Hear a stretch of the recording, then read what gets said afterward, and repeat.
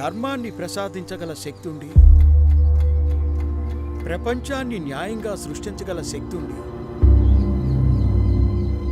అన్నీ చేతిలో ఉండి ఎందుకు దాన్ని అన్యాయంగా అమలు చేయాలని అనుకుంటున్నా?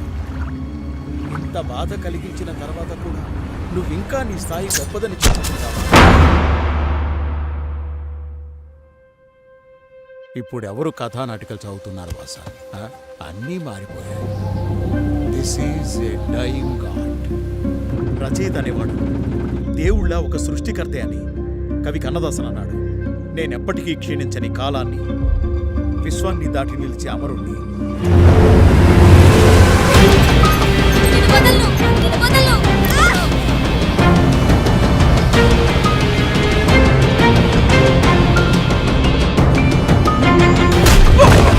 పాలు దిక్కపోతే కత్తిదించేయి.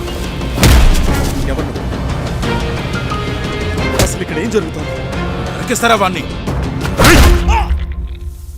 ఏదైనా సృష్టించాలంటే ఎంతో కష్టపడాలి.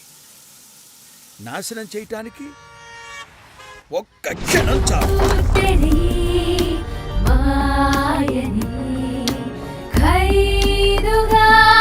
ఈ గందరగోళంలో ఇరుక్కుపోయాను సార్. నేను బయటికి రాలేను.